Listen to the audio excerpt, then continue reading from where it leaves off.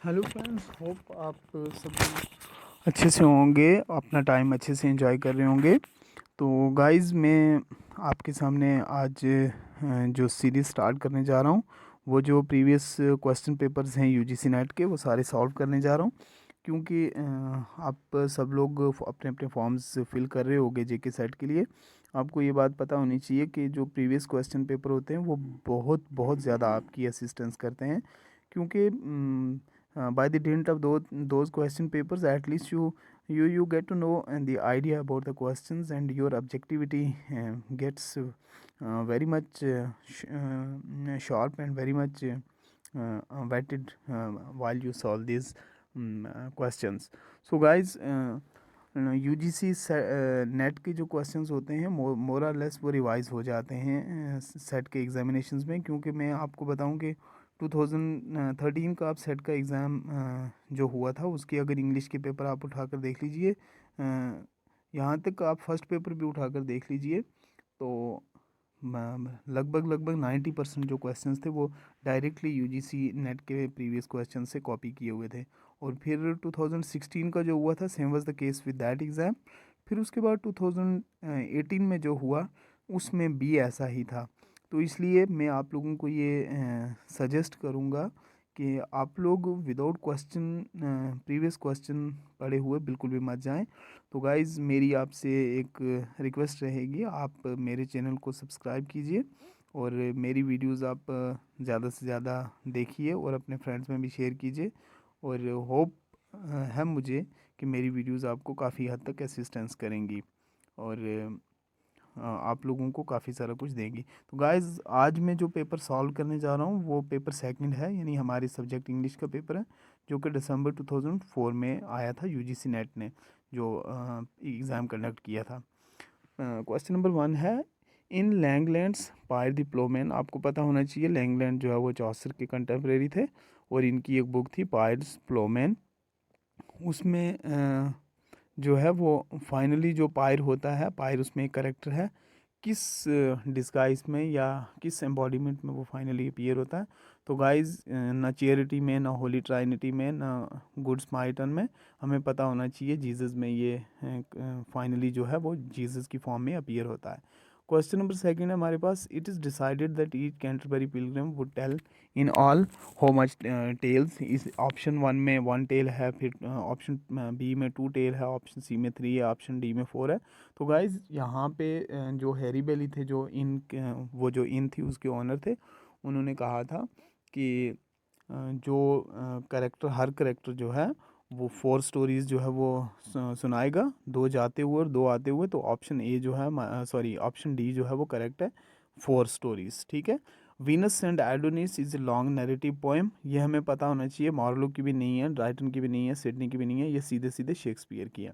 Question number 4 है, the total number of poems in Shakespeare sonnets. तो guys, आपको पता होना चाहिए ये 154 हैं, जिसमें से 126 जो हैं वो WH नाम का एक बंदा है, उसको डेडिकेटेड है। मोस्ट प्रोबेबली ये कहा जाता है वो हेनरी रॉय थर्सले थे, जो कि अर्ल थे। और 26 पोएम्स जो हैं वो कोई ब्लैक लेडी थी, एनोनिमस लेडी थी, उसको डेडिकेट की हुई है शेक्सपियर ने।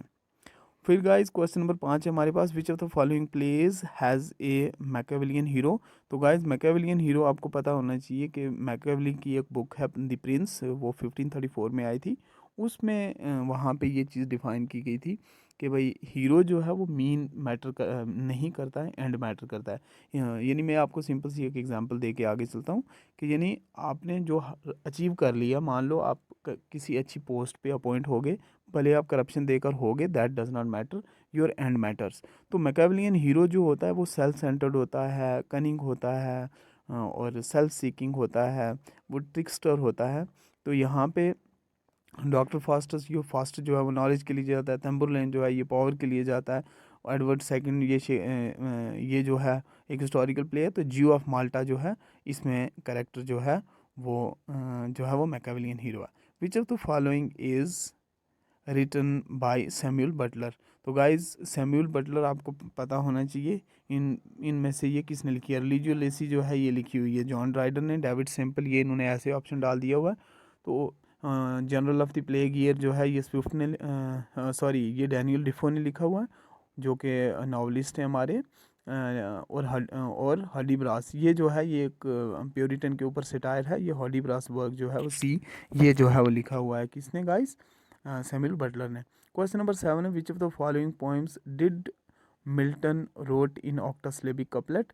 तो गाइज यहाँ पे सीधा सीधा ऑप्शन नंबर 1 है, सेकंड पेंसी रोसो जो है वो ऑक्टासिलेबिक कपलेट में मिल्टन ने लिखी हुई है। क्वेश्चन नंबर 8 है, which of the following plays is not written by Congreve? तो गाइज हमें पता होना चाहिए कि कॉन्ग्रीव ने कौन सा नहीं लिखा हुआ है। तो कॉन्ग्रीव ने द रिलैप्स जो है ये प्ले जो है वो नहीं लिखा हुआ। बाकी ऊपर वाले जो तीनों हैं, the way of the world, the old bachelor, love for love, जो है ये कॉन्ग्रीव ने लिखे हुए हैं। फिर Dryden's all for love is an adaptation. Dryden का ऑल फॉर लव जो ड्रामा है वो किसकी एडेप्टेशन है? तो गाइज इसमें आपको कंफ्यूज होना ही नहीं है, ये एंटनी एंड क्लियोपेट्रा की एडेप्टेशन है। Which of the question number 10 है, which of the following books proposes A political theory? तो पॉलिटिकल थ्योरी आपको पता होना चाहिए, ये हमारे पास एक ही बंदा था जो इस तरह का माइंड सेट रखता था, जो हर चीज़ को क्रिटिसाइज करता था, वो था टॉमस हॉब्स। ये एक पॉलिटिशियन था, फिलोसफर था, और इनकी जो बुक थी लेवियाथन जो 1751 में आई थी, इस बुक में इन्होंने जो है वो पॉलिटिकल फिलोसफी को जो है वो फिलोसफिसाइज किया था। Which of the following, question number 11 है, which of the following books is written by a women? तो a vindication of the rights of women जो है गाइस, ये बुक एक वुमेन राइटर ने लिखी हुई है जिनका नाम था मैरी वॉलस्टोनक्राफ्ट। ये बुक 1792 में आई थी, और ये बुक आई थी राइट्स ऑफ मैन, एक बुक आई थी, उस बुक को जो है वो रिप्लाई किया गया था इस बुक में। और ये फेमिनिज्म का जो है वो बड़ा कोर और बड़ा पायनी टेक्स्ट मानी जाती है। क्वेश्चन नंबर 12 है गाइस हमारे पास, which of the following books by Jonathan Swift is religious allegory? तो बैटल ऑफ द बुक्स, इसमें जो है वो मॉडर्न और क्लासिक की जो है वो लड़ाई होती है बुक्स को लेकर। ये मॉडेस्ट प्रपोजल, ये एक सेटायर है लिखा हुआ इन्होंने, जो कि आयरलैंड के बच्चों को लेकर है और उनको उनके साथ जो ट्रीटमेंट होता था। गुलिवर्स ट्रैवल, ये चिल्ड्रन स्टोरी है। ए टेल ऑफ द टब, आपको पता होगा, वहाँ पे ओल्ड रिलीजन और न्यू रिलीजन होता है भाइयों में, और वो एक कोर्ट की स्टोरी होती है, जब वो एक भाई बदल लेता है दूसरा नहीं बदलता। तो it's simply option D is the right answer, a tale of a tub. ठीक है गाइस। अब क्वेश्चन नंबर 13 है, which of the following is a visionary work by William Blake? Visionary work इनमें से कौन सा है? तो visionary work song of the Los भी नहीं है, सॉन्ग ऑफ एक्सपीरियंस भी नहीं है, पोइटिकल स्केचेस भी नहीं है, vision of the daughter of Albion, ये जो है एक विजनरी वर्क है। विजनरी वर्क जिसमें फ्यूचर को जो है वो विजन किया जाता है, या फिर आप जो है वो अपना ओकल्टिज्म में जाकर तो चीज़ों को डिफाइन या डिस्क्राइब करते हो। Pops an essay on man is based on the ideas of, तो पोप का जो ऐसे है ये लॉर्ड बोलिंगब्रोक की जो है वो उसके ऊपर फॉर्मुलेट के उस आइडिया लेके जो है वो लिखा गया है या इंस्पायर हो गया। Which of the following works by Johnson is an imitation of the 10th satire of the Juvenal? तो ये जो वैनिटी ऑफ ह्यूमन विशेस जो है, इनकी बुक बड़ी फेमस पोइम है ये जो है वो 10th सेटायर की ट्रांसलेशन है।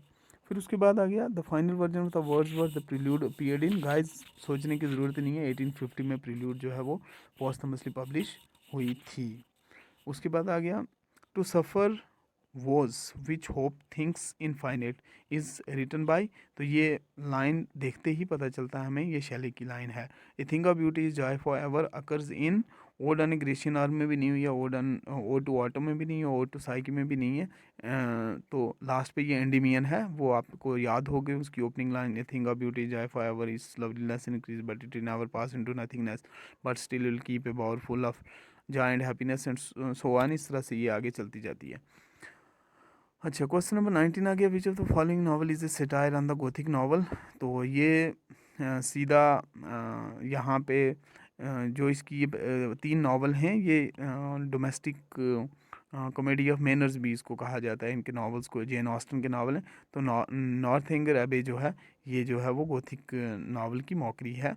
तो सीधा सीधा हमें ऑप्शन डी पे जाना है। क्वेश्चन नंबर 20 है, who distinguished between 11th between the literature of knowledge and the literature of power? तो गाइज ये कैसे डी क्विंसी ने लिखा हुआ है, तो option B is the right answer. Question number 21 है, who among the following Victorian poet is the most sensitive to the conflict between the old and the new?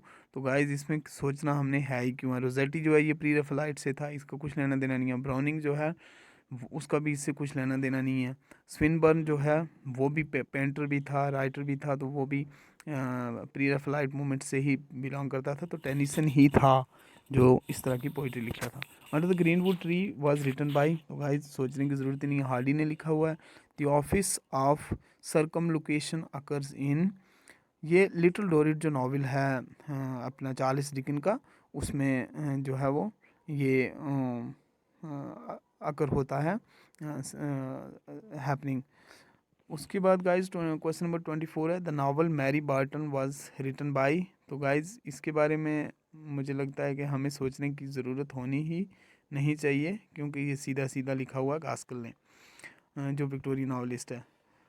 उसके बाद क्वेश्चन नंबर 25 है, the line poetry is criticism of life occurs in, ये Matthew Arnold ने ऐसे लिखा हुआ है, the study of poetry. Option C is the right answer. Martha Quest was written by, तो गाइस सोचना क्यों, ये डोरिस लेसिंग ने लिखा हुआ है, जो कि पहले ईरान में थी, फिर वहाँ से वो जर्मनी में चली गई। इनको आई गेस नोबेल प्राइज़ भी मिला हुआ है गोल्डन ग्रास के लिए। Yes, the term stream of consciousness was taken from the book, तो द प्रिंसिपल ऑफ साइकोलॉजी। सीधा सीधा हमें पता चलता है जब कॉन्शियसनेस की बात है तो साइकोलॉजी की बात चलेगी। क्वेश्चन नंबर बी जो है वो, सॉरी ऑप्शन बी इसका राइट आंसर है। C S Frazer's the golden bough focuses on, तो ये तो गाइस सीधा आर्च टाइप्स पे ही करती है, इसी से रेफरेंस बहुत सारे रेफरेंसेस वेस्टलैंड में टी एस एलियट ने लिए हुए हैं। Arthur Miller's death of salesman realise for its tragic seriousness on the fate of Willy Loman, जो बाप होता है वहाँ पे लड़कों का, लैरी का और उसका दूसरे का। The character Leopold Bloom makes an appearance in the novel, तो गाइस ये यूलिसिस में ही आता है, ठीक है। उसके बाद आ गया हमारे पास सीधा सीधा question number 31, who of the following authors represent the Sri Lankan diaspora. तो गाइस ये मिचेल ओडांजी है, इंग्लिश पेशेंट वाला, तो इसमें हमें सोचने की ज़रूरत ही नहीं है, ऑप्शन बी। फिर उसके बाद ऑस्ट्रेलियन एबोरिजिन्स रिसीव ए सिंपैथेटिक ट्रीटमेंट इन, ये तो सीधा सीधा जूडिथ राइट, क्योंकि एडी होप और जूडिथ राइट जो है ये दोनों ऑस्ट्रेलियन राइटर्स हैं। उसके बाद क्वेश्चन नंबर 33 है, Margaret Atwood survival makes a case for, ये तो कनेडियन लिटरेरी स्टडीज़ और फिर Canadian nationalism the future of the Canadian literature के बारे में बात करता है।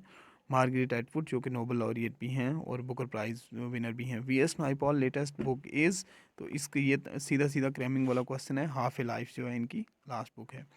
Question number 35 is, which of the following books by Salman Rushdie refers to the 15th century Spain as a starting point? तो guys इसमें ग्रीमस जो है इनका नावल, ये ऑप्शन राइट ऑप्शन है। क्वेश्चन नंबर 36 है, who's afraid of Virginia Woolf written by, तो सोचना क्यों है गाइज, ये एडवर्ड एल्बी ने लिखा हुआ है एक। उसके बाद क्वेश्चन नंबर 37 है, इमामो अमीरी बराका इज़, तो सोचना क्यों है, हमने सीधा सीधा ऑप्शन बी पे क्यों ना जाए, अमेरिकन राइटर है। The Miscellany was published from the writer's workshop भी। गाइस इस क्वेश्चन की एक्सप्लेनेशन देखना पड़ेगी, ये मिससेलेनी किस चीज़ के लिए इन्होंने वर्ड यूज़ किया है, कोई बुक है या क्या। क्वेश्चन नंबर 39 है हमारे पास, who of the following writers recreates the life of the Yoruba or Ibo community, तो ये तो हमें पता ही है, वॉल्सोइनका ने ये किया हुआ है, उसके अपनी कम्युनिटी को रिप्रेजेंट किया हुआ। Who of the following white female authors are sympathetic to the cause of the blacks, तो इसमें तो गाइज नॉर्दीन गॉडीमर जो है इन्होंने बहुत बहुत ब्लैक काज के लिए बहुत काम किया।